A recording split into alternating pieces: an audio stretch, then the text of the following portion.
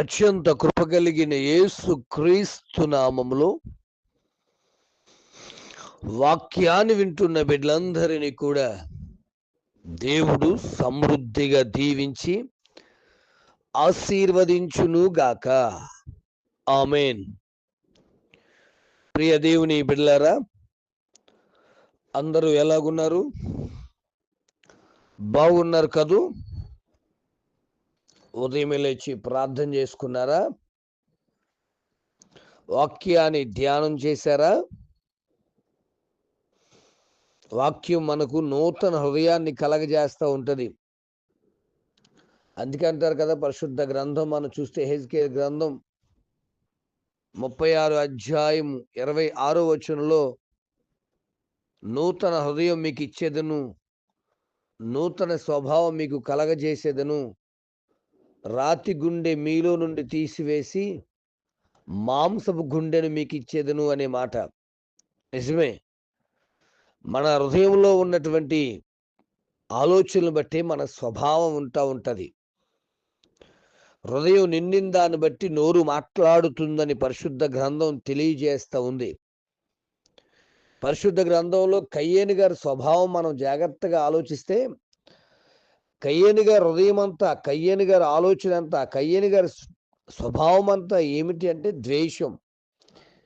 ఏమిటి అంటే, నా తమ్ముడు అర్పణ దేవుడు ఎందుకు అంగీకరించాలి? దేవుని బిడ్డ ఆలోచన చేద్దాం. నా అర్పణ అర్పించబడకపోయినా పర్లేదు, కానీ నా తమ్ముడు అర్పణ అర్పించకూడదు. కొంతమంది ఇదే ఏడుపు. నేను పాస్ అవ్వకపోయినా పర్లేదు, కానీ పక్కడు మాత్రం పాస్ అవ్వకూడదు. ఈ ద్వేషం ప్రక్కవాడికి అపకారం కలగజేస్తూ ఉంటుంది. కయ్యేను గారి స్వభావం అంతా కూడా ద్వేష స్వభావమే. అందుకే కదండి, మరి 4వ అధ్యాయం మనం చూసినప్పుడు, ఆదికాండము 4వ అధ్యాయము 9వ వచనంలో దేవుడు అడుగుతున్నాడు, నీ తమ్ముడు ఎక్కడున్నాడని. నా తమ్ముడికి నేను కావలవాడినా అంటున్నాడు. లోపల ఉన్న ఆక్రోశం, లోపల ఉన్న ద్వేషం, ఆ ద్వేష స్వభావం అతన్ని శాపానికి గురి చేసేసింది. బిడ్డ, ఈరోజు ఎవరి పట్ల అయినా నువ్వు ద్వేషాన్ని కలిగి ఉన్నావా? దయచేసి విడిచిపెట్టు. మరొక మాట చెప్తున్నాను, ఏసేపు అన్నల స్వభావం చూస్తే అసూయ. ఆదికాండ గ్రంథం 37 అధ్యాయం 23 నుంచి మన కొన్ని వచనాలు మీరు చదివితే చాలా స్పష్టంగా మీకు అర్థమవుతుంది. అన్నలందరూ ఏసేపు పట్ల అసూయను కలిగి ఉన్నారు. బాగా గమనిద్దాం.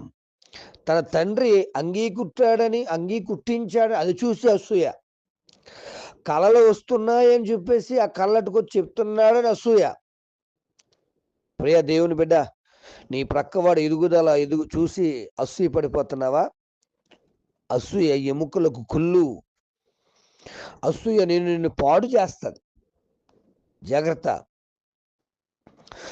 నీ స్వభావం అసూయతో ఉంటే ఈరోజు ఆ అసూయను కూడా విడిచిపెట్టడానికి ప్రయత్నించే.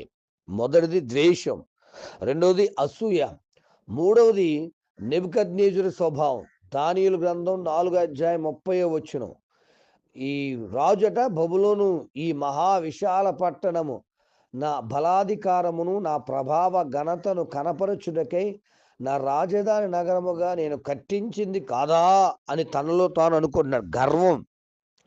బిడా, ఈరోజు ఈ స్వభావాలు పోవాలి నీకు. గర్వం అనే స్వభావం, నేను అనే అహం, నేను అనే గర్వం పోతేనే కానీ నీ జీవితంలో గొప్ప కార్యాన్ని పొందలేవు. మీరు ఒక మాట చెప్తున్నాను, ఏసేపు అనలే కాదు, సౌలు గారు, మహారాజు చక్రవర్తి అయినటువంటి సౌలు గారి స్వభావం కూడా అసూయతో కూడిందే. మొదటి సమూయేలు 18వ అధ్యాయం 6 నుంచి 12 వచనాలు మీరు చదివితే ఈ మాటలన్నీ మీకు అర్థమవుతుంది. నిజమే, ఈరోజు అసూయ, ఈరోజు గర్వం, ఈరోజు ద్వేషం నిన్ను నాశనం చేస్తుందేమో. జాగ్రత్త. ఇంకొక మాట కూడా చెప్పి నేను ముగించడానికి ఇష్టపడుతున్నాను. దయచేసి దేవుని బిడ్డలారా, మరి ఇస్కరియోతు యోధ స్వభావం వంచన స్వభావం, నమ్మించి మోసగించే స్వభావం. తమ్ముడు, చెల్లి, నీ ఇంట్లో నీ భర్తను నమ్మించి మోసగిస్తున్నావా? నీ భార్యను నమ్మించి మోసగిస్తున్నారా? నీ బిడ్డలను నమ్మించి మోసగిస్తున్నారా? నీ సేవకుని నమ్మించి మోసగిస్తున్నారా? చూడు మరి యేసు ఈ యొక్క ఇస్కరియోతు యోధ యేసు ప్రభునే మోసగిస్తున్నాడు. యోహాను సువార్త 13వ అధ్యాయము 20 20, 21, 24 వరకు చదవండి దయచేసి. యేసు ప్రభుని నమ్మించి మోసగించే వ్యక్తిగా మనకు కనబడుతున్నాడు. దైవ జనాంగమా, నీ స్వభావం ఎలాంటి స్వభావం అయితే మార్చబడదాం, దర్శించబడదాం. దయచేసి ఆ రాతి గుండె, ఆ పనికిమాలిన గుండెను తీసివేసి ప్రభు దగ్గరకు వచ్చినట్లయితే ప్రభువే మన జీవితాల్లో గొప్ప కార్యం జరిగిస్తాడు. నూతన హృదయాన్ని మనకు ఇస్తాడు. ఈ వంచన స్వభావం, నమ్మించి మోసగించే స్వభావం, అసూయ, ద్వేషం, గర్వం, వీటన్నిటి నుంచి దేవుడు మనలను రక్షించగల శక్తిమంతుడు గనుక మరి వాక్యం వింటున్న దేవుని బిడ్డలారా, నమ్మించి మోసగిస్తావా? లేక గర్వముతో నలిగిపోతూ ఉంటావా? లేకపోతే దయచేసి బిడ్డ ద్వేషముతో, అసూయతో నీ జీవితాన్ని కాల్చేసుకుంటావా?